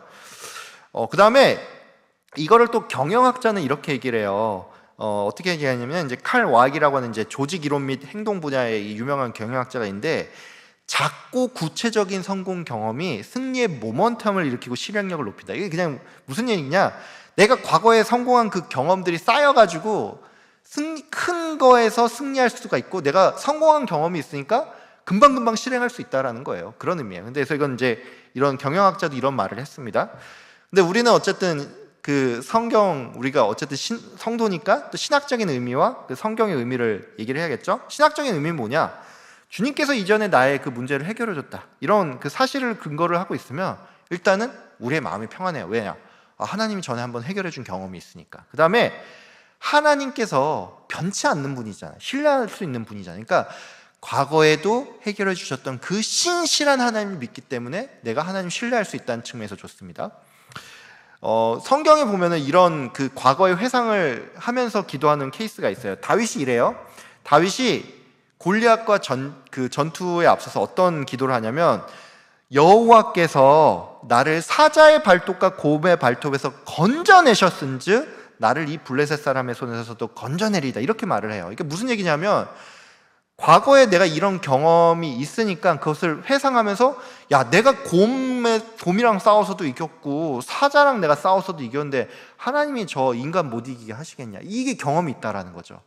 과거의 그 성공된 경험을 회상하면서 기도를 하잖아요. 그 다음에 이게 이제 그런 거예요. 내가 과거에 그런 경험이 없으면 골리앗한테 나갈 수 있겠어요? 쉽게? 내가 사자랑 곰한테 죽을 뻔한 경험만 있다고 해가지고 막 겨우 막 어떻게 막 죽을 뻔하다가 막 물속에 빠져서 살아났다 이런 경험이 있으면 안 되겠죠. 근데 이 성공의 경험을 회상하니까 골리앗한테 딱 나갈 수가 있는 겁니다. 그 다음에 이게 성경에도 실제로 우리에게 그걸 권면을 해요. 시편 77편에 봐요. 이렇게 나와 있죠. 곧 여호와의 일들을 기억하며 주께서 옛적에 행하신 무슨 일? 기한 일을 기억하리이다. 뭐죠? 과거에 하나님께서 내게 역사하신 거 기억하겠다. 기억하라는 거예요. 우리 보고. 그러니까 우리가 기도할 때 하나님 이거 아무래도 안 될 것 같은데 하나님 들어주시면 감사하고 이렇게 기도하는 게 아니라 하나님 들어주셨잖아요 옛날에. 그거 기억하면서 기도하라는 겁니다. 디모도에서는 이렇게 얘기해요. 하나님이 우리에게 주신 것은 무슨 마음이 아니요? 두려워하는 마음이 아니요 오직 능력과 사랑과 근신하는 마음이다. 그러니까 성경조차도 얘기합니다. 과거에 응답받은 거 기억하고 두려워하지 말라 이렇게 권면을 한다라는 것이죠. 자, 우리 58절에서 60절 읽겠습니다. 시작. 주여 주께서 내 심령의 원통함을 풀어주셨고 내 생명을 속량하셨나이다. 여호와여 나의 억울함을 보셨사오니 나를 위하여 원통함을 풀어주옵소서. 그들이 내게 보복하며 나를 모해함을 주께서 다 보셨나이다. 58절에서 60절까지는 이제 앞에 그 과거의 구원 경험을 근거로 해서 주님께서 이제 원수들이 나에게 보복한 것과 그 다음에 이 모해를 꾸미는 것, 막 음모를 꾸미는 것 봤으니까 이거 풀어달라 이런 내용이라고 할 수가 있습니다. 그 58절에 보면은 이렇게 나와 있어요. 58절에 주여 주께서 나의 심령의 원통함을 풀어주십시오라고 돼 있죠. 뭐 잘못된 번역은 아니에요. 맞는 번역인데 요거 직역을 하면 이렇습니다. 여호와, 그러니까 당신 주님께서 내 심령의 송사들을 변호해 주십시오입니다. 그러니까 송사들을 변호해 주십시오예요. 그러니까 되게 법적, 그러니까 보면 로우 케이스라고 나와 있어요. 법적 송사, 그거를 변호해 주십시오. 그러니까 이걸 원통함을 풀어 주십시오라고 하는데 송사들을 변호해 달라고 그렇게 요청을 하고 있어요. 요것과 관련해서 생각해 볼 게 있어요. 주님은 우리의 적극적인 변호인이 됩니다. 변호인. 그러니까 이게 이제 대언자, 어드보케이트라고 될 수가 있는데, 이게 사실은 신약에도 그대로 이어집니다. 신약에 보면은 우리 보혜사 성령님 나오죠, 그렇죠? 보혜사 성령님. 이게 우리가 이 보혜사라는 게 어떻게 보면은 그 보혜사라는 말 자체는 우리가 번역을 하면서 좀 의미를 이렇게 두는 건데, 보혜사는 뭐냐면 보호하다 보자에 은혜 해자에 스승사자예요. 그러니까 은혜로 보호하는 스승이라고 성령님을 그렇게 번역을 했는데, 이게 원어의 의미는 뭐냐? 파라클레토스예요. 이게 뭐냐면 곁에 있도록 부름을 받은 자예요. 그래서 이게 의미가 뭐냐면, 그게 뜻이 대언을 하시는 분, 조력자, 위로자, 보호자라는 그런 의미를 가지고 있어요. 그 원어의 뜻은. 그래서 요한복음에도 보면 실제로 대언자로서의 그런 의미가 나옵니다. 뭐냐면 보혜사, 곧 아버지께서 나의 이름을 보내실 성령, 그가 너희에게 모든 것을 가르치고 내가 너희에게 말한 모든 것을 생각나게 하리라. 그러니까 야, 니들이 적들한테, 대적들한테 잡혀갈 때 무슨 말 할지 걱정하지 마. 성령님께서 무슨 말 하게 할지 알려주실 거야. 이렇게 말을 하잖아요. 그러니까 대언자 역할을 하세요. 그러니까 변호인이 되신다는 거죠. 그러니까 성령님은 변호인이 되시고, 예수님께서도 이렇게 말씀하셨어요. 만일 누가 죄를 범하여도 아버지 앞에서 우리에게 무엇이 있으니? 대언자가 있으니 곧 의로우신 예수 그리스도니라. 그러니까 예수님, 보혜사, 성령님 다 뭐가 되신다고요? 대언자, 변호인이 되신다는 거예요. 그러니까 구약에만 이게 주님 나의 심령의 원통함을 풀어주십시오, 내 변호인이 되주십시오라는 게 여기서만 쓰인 게 아니라 신약에도 쓰이고, 그러니까 다 관통한다는 거예요. 성령 하나님께서, 성부 하나님께서, 성자 예수님께서 우리의 변호인이 되신다라는 것을 좀 알 수가 있습니다. 그 다음에 이제 58절에 보면은 가얄타 하야이라는 이제 단어가 나오는데, 여기 이거 해석을 직역을 하면 가얄타 하야이, 나의 생명을 가얄타, 속량한다라는 그런 의미가 있는데, 여기서 이제 가얄이라는 의미는 뭐냐면 구속하다, 속량하다라는 그런 의미가 있어요. 그리고 이 가얄에서 단어에서 나온 게 뭐가 있냐면 고엘이라는 단어가 있습니다. 고엘. 여러분 어서 고엘이란다, 이상하게 고엘이란다는 어서 들어본 것 같은 이런 생각 들죠. 이 고엘이 어디에 쓰이냐면 룻기에 보면 쓰입니다. 룻기에 기업 물을 자라는 그런 번역으로 이제 되어 있습니다. 근데 이 고엘이 되게 재밌는 게 뭐냐면 이렇게 죄값을 대신 치르는 거. 그러니까 예수님을 또한 고엘로 보고 있어요. 예수님이 우리의 죄를 대신해서 치렀기 때문에 고엘로 보고 있고, 기업을 물으는 것도 고엘인데 복수를 대신하는 것도 고엘입니다. 그러니까 내 자녀가 그러니까 누가 억울한 일을 당했을 때 그걸 대신, 그 억울한 일을 대신 복수를 갚아주는 것도 고엘로 봅니다. 자, 그 다음에 이제 59절, 60절에 보면 라이타 아오니, 그 다음에 라이타 콜인데, 이제 라이타 그런 라이타 아니에요. 라이타 아오니는 나의 억울함을 라이타, 당신이 보았다. 라아가 보다는 동자인데 당신이 보았다는 라이타예요. 그 다음에 라이타 콜은 올, 모든이라는 의미예요. 그러니까 모든 복수와 모해를 당신이 보았다. 그러니까 59절, 60절은 모두 보았다라는 단어로 시작을 해요. 당신이 보았다라고 시작을 해요. 그러니까 하나님께서는 우리가 당하는 어떤 억울함, 고난을 보시고 계신다. 그런 걸 좀 생각을 해보셨으면 좋겠습니다. 그 다음에 60절에 보면은 콜 마으쉐보탐이라고 되는데, 이게 이제 해석을 하면 그들의 모든 모략들, 음모들 이런 거예요. 그래서 하나님께서는 그냥 단지 원수들의 겉으로 보이는 그런 행위뿐만이 아니라 그들이 우리를 향해서 나쁜 생각을 하고 있고 나쁜 계획을까지 잡고 있는 것을 다 보신다는 거예요. 그러니까 예를 들어서 여러분 성도님이에요. 성도인데 어떤 하나님 보실 때 선택받지 않은 어떤 악한 사람이 있다고 생각해 볼게요. 그 악한 사람이 여러분을 향해서 실제적인 위해는 가하지 않았어요. 근데 속으로 저 사람 교회 다닌다고 하는데 내가 미워 죽겠어 하면서 막 이렇게 속으로 생각을 하고, 저 사람 내가 어떻게 하면 좀 힘들게 할 수 있을까, 막 이런 생각만 하고 있어요. 하나님께서 그거까지 다 보신다는 거예요. 그러니까 여러분을 정말로 괴롭게 하는 것뿐만이 아니라 여러분을 향해서 나쁜 마음을 가지고 있고 나쁜 생각을 한 것까지 하나님께서 다 일일이 보시고 그것 다 계산하고 계십니다. 다 갚아주시려고. 그래서 존 메가더는 뭐라 그랬냐, 하나님께서 원수들의 행위와 의도를 모두 아신다는 것은 하나님께서 완벽하고 공의롭게 심판하신다라는 것을 의미한다. 이게 굉장히 좀 위로가 되는 말이죠. 여러분을 향해서 나쁜 마음을 가지고 있는 사람 하나님께서 심판하십니다. 심판하신 거예요. 이 사생의 악에 대해서 분명히 하나님 심판하십니다. 이 본문과 관련해서 조금 더 생각해 볼게요. 제가 이 본문에서 하나님이 우리의 뭐가 된다요? 변호인이 된다고 했죠. 근데 예레미야 애가 전체에 보면은 하나님의 이 삼중직이 드러납니다. 법적인 삼중직이 드러나요. 이거 제가 만든 말이에요. 이건 법적 삼중직은 제가 만든 말인데 하나님께서 검사로 등장을 하시고 판사로 등장을 하시고 변호사로 다 등장을 하십니다. 어떻게 보면 진짜 웃긴 거예요. 우리 자 변호인 변호하세요 하는데 그 사람이 하나님이야. 그리고 변호인이 하나님이야. 그리고 자 검사 구형 검사 한번 저기 얘기해 보시는데 검사도 하나님이야. 이런 게 예레미야 애가에서 다 등장을 합니다. 그래서 검사로서의 하나님은 뭐냐? 남유다가 지은 죄와 불의에 대해서 지적을 하세요. 그리고 언약 파기한 거에서 고발하는 내용들이 나옵니다. 여기 애가 2장 17절 예루살렘이 크게 범죄하여 더러운 것이 되었으며 너의 선지자들이 헛된 것을 보았다. 이거 검사가 지금 자 판사님 자 이런 지금 남유다가 이런 죄를 지었습니다라고 이게 지금 고발하고 있는 거잖아요. 고소하는 내용. 그러니까 검사의 역할을 하십니다. 근데 또 하나님은 변호도 하세요. 오늘 본문에 보시면 주께서 나의 심령의 원통함을 풀어주십시오. 이거 뭐예요? 내 심령의 손사들을 변호해 주십시오라고 하고 있잖아요. 그러니까 변호사도 역할을 하고 계신다는 거예요. 그다음 판사는 뭐죠? 이 고소 얘기 듣고 변호인의 그 변호 다 듣고 땅 판단하고 그 집행하라 이렇게 딱 하시는 사람이잖아요. 그러니까 이게 애가 33장에 보면 손으로 행한 대로 보응하시고 그러니까 집행을 하시는 거예요. 집행하고 판단까지 하신다는 거죠. 그래서 하나님이 법정에서 어떻게 보면 북치고 장구치고 다 하시고 계신 겁니다. 판사, 변호사, 검사 다 하시고 계신 거예요.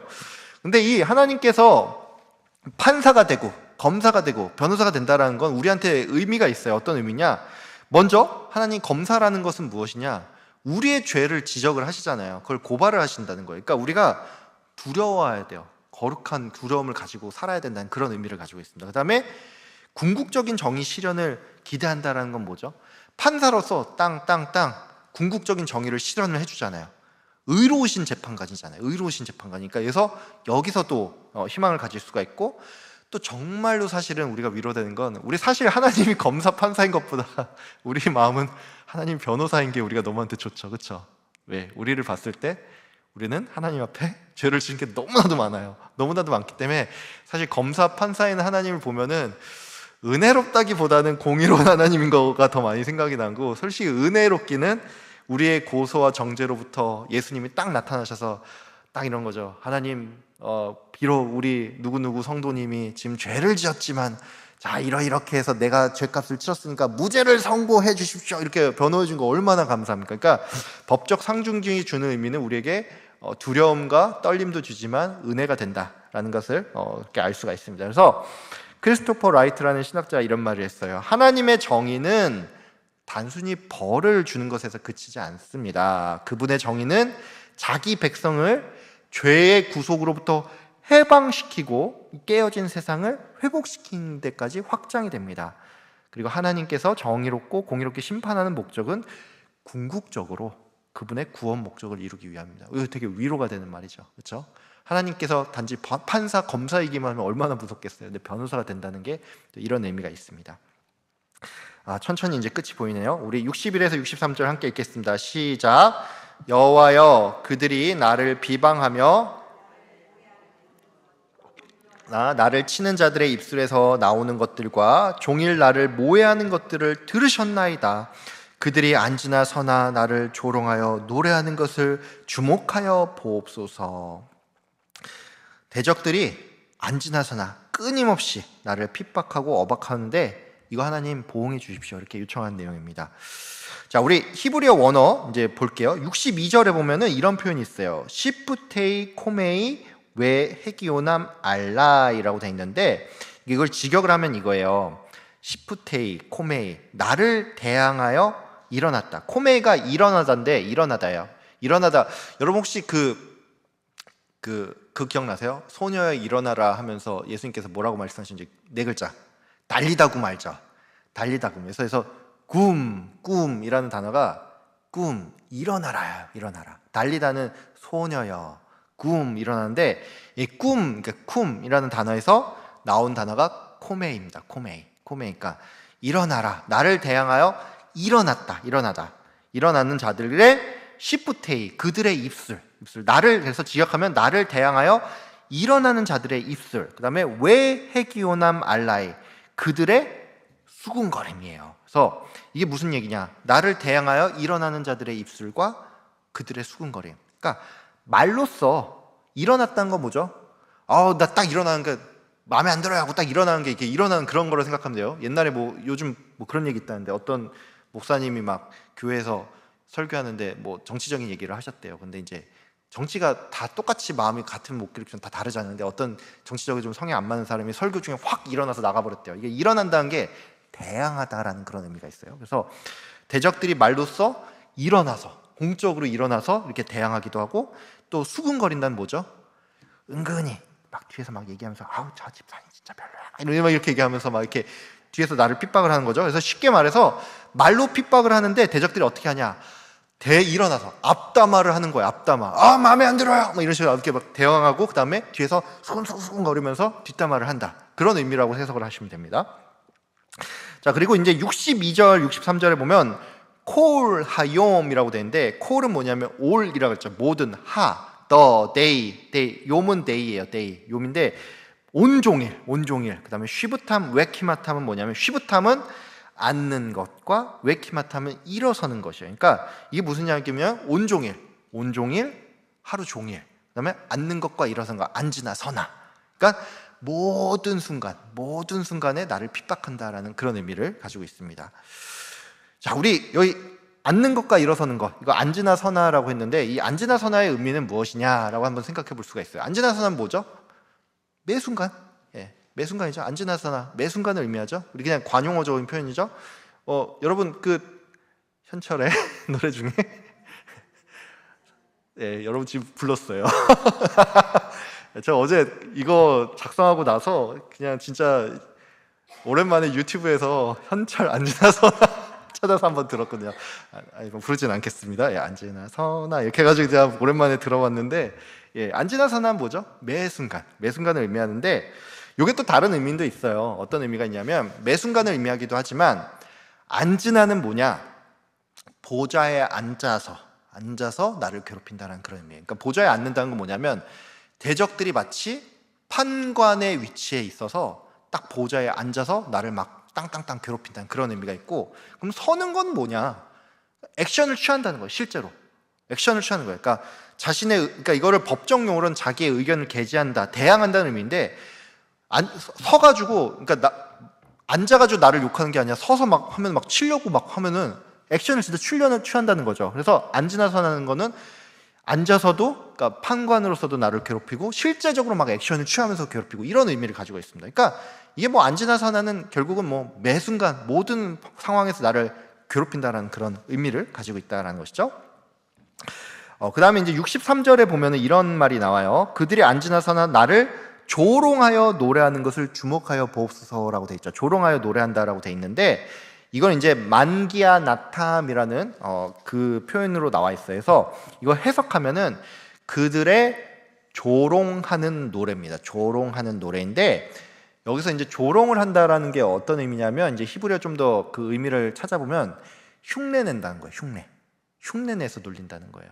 우리 보면은 누구 놀릴 때 그 사람 막 특징 꼽아서 막 이렇게 놀리고 막 이럴 때 있잖아요. 그래서 지금 제가 누군가를 따라하면 안 될 것 같아가지고 지금 이렇게 하진 않고 있는데, 누군가 놀릴 때 보면 그 사람의 말투 막 흉내낸다든지, 막 그 사람의 행동 막 이렇게 흉내낸다든지 그런 거 있잖아요. 그래서 제가 가끔씩 이제 이거 나가면 안 되는데, 제가 이제 가끔씩 저희 부목사님들 가끔 놀릴 때 하는 거 있는데, 우리 그 목사님들마다 그 노래하는 창법이 좀 달라요. 그래서 제가 우스갯소리로 김정인 목사님은 스타카토 창법을 하고 그다음에 이제 윤규 목사님 저 반대 지점에서 호흡을 아주 길게 하는 창법을 한다는데, 김정인 목사님 창법 제가 가끔 흉내낼 때 그래서 막 따라하지 않을게요. 그러니까 무슨 말인지 알 거예요. 그 호흡이 되게 짧은 창법이 있어요. 그래서 막 제가 가끔씩 이렇게 장난칠 때 그렇게 하는데, 이게 조롱하는 노래라는 건 이렇게 흉내내어서 놀린다라는 그런 의미를 가지고 있습니다. 근데 이게 흉내내서 놀리는 거는 사실 이제 신명기의 그 언약의 저주가 실행이 됐죠.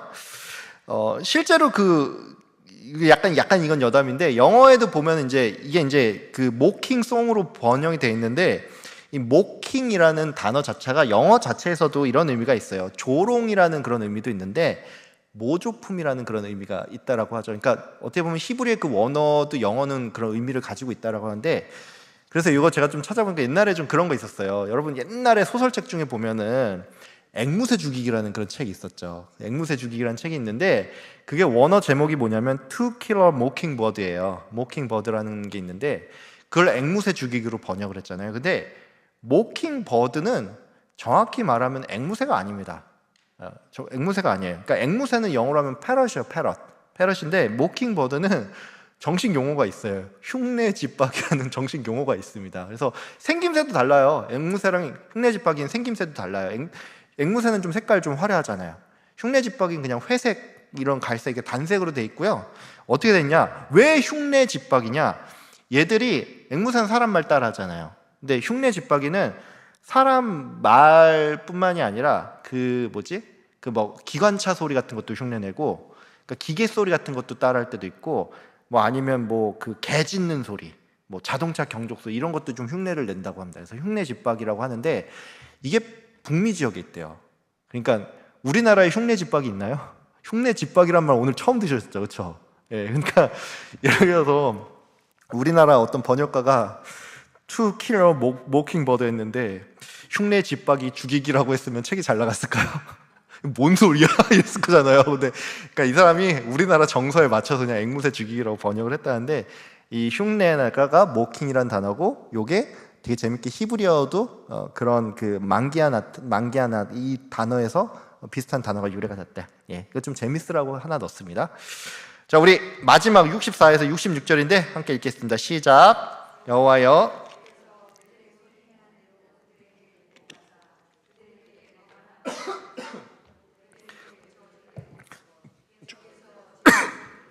쫓아서 여호와의 하늘 아래에서 멸하소서. 예, 64절에서 66절은 원수들의 악한 행위대로 주님께서 보응해 주시고 또 저주하고 멸하실 것을 구하는 내용이라고 할 수가 있습니다. 64절에 보면 그들이 손이 행한 대로 그들에게 뭐하사라고 돼 있죠? 보응하사 돼 있잖아. 보응하사인데 여기가 이제 그 히브리어로 하면 타슈브 라햄이에요. 그래서 슈브는 돌리다, 그대로 되돌려주다라는 그런 의미가 있거든요. 그래서 주께서 되돌리옵소서란, 그들에게 되돌리옵소서라는데 이게 보복하다라는 것도 의미가 맞기는 하지만 정확한 의미는 그들이 뭘 딱 던졌어요. 그럼 딱 던졌는데 그대로 탕 튕겨서 나가서 그대로 반사한다는 그런 의미를 가지고 있습니다. 그러니까 그러니까 행한 대로 그대로 당하라는 거예요. 니들이 나를 때렸으면 때린 그대로 주먹을 때렸으면 주먹 그대로 맞으라는 얘기고, 나한테 나쁜 말 했으면 그대로 돌려받으라는 그런 의미예요. 그대로 돌려주십시오. 니들이 정말로 행한 대로 그대로 돌려받게 하십시오. 그런 의미를 가지고 있습니다. 그 다음에 이제 65절에 보면은 메긴라트 레브라고 있는데, 이 레브가 제가 한번 말씀드렸어요. 레바브 같은 경우에는 심장이라고 있고 레브는 마음이라고 했죠. 그래서 메긴라트는 뭐냐면 거만한 마음이고, 이게 이제 덮어진 마음, 레긴나라는 단어가 덮다라는 의미에서, 그러니까 덮여진 마음, 그러니까 뭔가가 덮여져서 볼 수 없는 그런 상황이 거만한 상태입니다. 왜 보면 그렇잖아요. 우리 거만한 사람들 보면 눈이 높잖아요. 눈이 높아서 안 보여 막 이러면서 남들 안 보이잖아요. 그러니까 덮어진 마음이, 거만한 사람들은 눈이 높다 그러잖아요. 눈이 높아가지고 아래 것들 막 이러면서 안 보이잖아요. 이게 바로 이게 덮어진 마음이 거만한 마음입니다. 근데 하나님께서 이런 마음을 일부러 허용을 하세요. 강팍하게 하신다고 하는데 그 거만하게 만들죠. 왜 이렇게 하냐? 심판하시려고 회개의 기회를 안 주고 일부러 거만하게 만드십니다. 그래서 이런 게 사례가 있어요. 이사야서 6장 10절에 보면 이 백성의 마음을 둔하게 하며 그들의 귀가 막히고 그들의 눈이 감기게 하라라고 나와요. 그리고 설령 그들이 회개하면 구원을 받을까 하니까 아예 그들을 어리석게 만든다는 그런 의미죠. 그러니까 심판을 하시기 위해서 그렇게 만드십니다. 하나님께서. 출애굽기에 보면 또 있죠. 바로의 마음을 어떻게 하사? 강팍하게 하사. 왜 강팍하게 하죠? 바로 심판하시려고. 그리고 신명기에도 그래요. 헤스본 왕 시온이 우리가 통과하기를 허락하지 아니하였으니 이는 내 하나님 여호와께서 그를 너의 손에 넘기시려고 그의 성품을 완강하게 하셨고, 그러니까 심판하시려고 완강하게 하신다는 거예요. 그래서 우리가 거만해지는데 이게 도무지 꺾이질 않고 계속 거만해진다. 조심해야 됩니다. 하나님께서 나 심판하게 하시려고 계속 나 거만하게 만드는 건가? 조심해야 됩니다. 교만하는 건 진짜 큰 죄악이에요. 자, 66절에 보면은 미타하트 슈메이 아도나이라고 있는데, 이제 쉽게 말해서 여호와의 하늘 아래에서라고 했는데, 여호와의 하늘 아래가 아닌 게 있을까요? 네, 여호와의 하늘 아래인데 저기 우리 집은 지하에 주차장 지하 3층까지 있으니까 여기는 여호와의 하늘 아래 아니야, 뭐 이렇게 말할 수 있나요? 아니죠.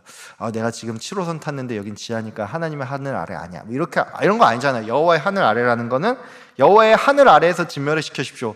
어디도 빠져나갈 구멍이 없다. 진멸을 당하는 사람들은 그 어디도 설령 나는 핵폭탄 방공호 아래 있다고 하더라도 무조건 다 심판을 받습니다. 그렇게 된다는 그런 의미입니다. 자, 마지막 그 본문 주에 더 복인데, 이 마지막은 탄원시예요. 탄원시. 그러니까 원수들 보복해달라는 그런 의미잖아요. 근데 요게 이 시편의 저주시와 뭐가 다른지 좀 생각해 볼 수가 있거든요. 그래서 시편 저주시 되게 많이 나오는데, 저주 내용 되게 많이 했는데, 제일 유명한 게 109편이죠. 시편 109편. 시편 109편 보면은 한번 집에 가서 한번 읽어보세요. 그러면은 은혜 될 겁니다.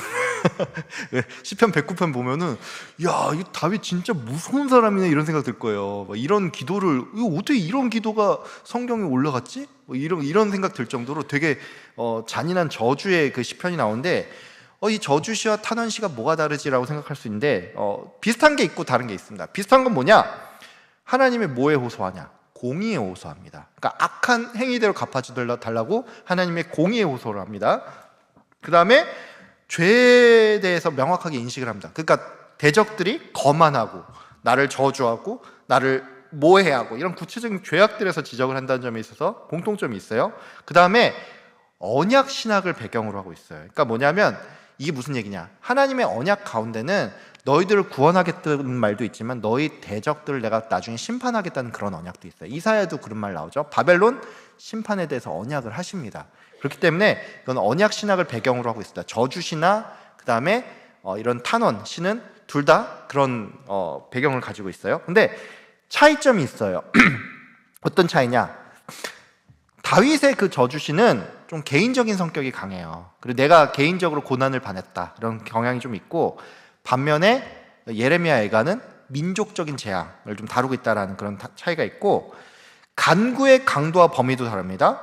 애가는 뭘 말하냐? 하늘 아래서 멸하시옵소서. 그 대상들 전부 다 완전히 그 민족들 전부 다 소멸시켜 주십시오. 한 민족을 대상으로 그 간구를 하죠. 근데 시편은 강력한 저주가 있기는 하는데 모든 민족을 다 멸해달라가 아니라 나의 원수들을 특정해서 멸해달라고 그렇게 하는 그 간구의 범위가 좀 다릅니다.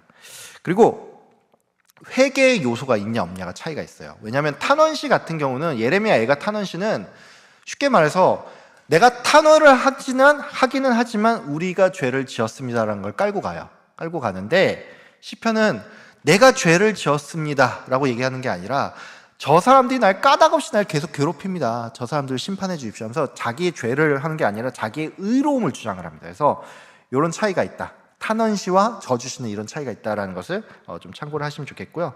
이와 관련해서 이런 말을 했어요. 이제 트럼프 롱맨은 현대인들은 이 구절을 보면서 저주에 난감해한다. 왜냐하면 저주가 굉장히 개인적인 이기적 복수심을 보일 수가 있는 것 같기 때문이다. 근데 이런 기도는 하나님께서 상황을 바로 잡아주시도록 요청하는 것이다 라고 그렇게 얘기를 하고 있어요. 그리고 칼빈은 뭐라고 말했냐면 성도가 탄원의 기도해야 된다고 얘기를 하고 있어요. 뭐라고 하냐면 하나님의 공의가 실현되길 바라는 마음으로 신앙적인 탄원 기도를 올려야 한다라고 얘기했어요. 왜냐하면 이거는 악행에 대한 하나님의 응징이 곧 정의의 회복이라고 한다는 것이죠. 그래서 여러분 세상 살면서 세상 돌아가는 거 보면은 악한 일들 많잖아요. 좀 어떻게 세상에 이런 일들이 일어나 하면서 그냥 한탄만 하지 마시고 공의로운 하나님 갚아주십시오 이렇게 기도하십시오. 이게 곧 정의의 회복이고 하나님의 그 공의의 실현이라고 할 수가 있습니다. 자, 이렇게 해서 오늘 강의는 좀 마치도록 하고요. 돌아가시면 이제 7과 8과 적용 질문 읽어보셨죠? 읽어보셨죠? 그 적용 질문 각자 답해보고 다음 주에는 이제 4장입니다. 4장이니까 주께로 돌이키셔서 9, 10과 함께 읽어서 오시면 감사하겠습니다. 자, 제가 기도하고 예배 마칠게요. 하나님 아버지 감사합니다. 오늘 이제 여섯 번째 예레미야가 여섯 번째 시간으로 이렇게 함께 3장 마지막 본문을 좀 보았습니다. 하나님, 이 3장 본문을 통해서 아버지 하나님, 우리가 참 암울하고 힘든 상황 가운데 있지만 과거에 하나님께서 우리에게 응답하셨던 그 기억들을 떠올리면서 하나님, 우리 하나님께 회복을 구하고 또 탄원의 기도, 공의가 실현되기를 원하는 그 기도를 할 수 있는 우리가 될 수 있도록 좀 인도하여 주시옵소서. 하나님, 우리가 우리 인생을 바라볼 때 너무나도 막막하고 또 세상을 바라볼 때 어떻게 이럴 수 있나 싶은 생각들이 참 많이 드는데, 하나님, 그 세상을 바라보면서 좌절하는 것이 아니라 신실하신 하나님, 우리의 인생 가운데 역사하셨던 하나님, 세상의 주권자로서 세상을 통치하시고 이끄시고 바른 길로 가게 하셨던 그 하나님을 생각하면서 우리 늘 낙심하지 않고 기도하면서 살아가는 우리 인생들 될 수 있도록 주님 인도하여 주시옵소서.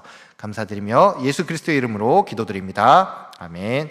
수고하셨습니다.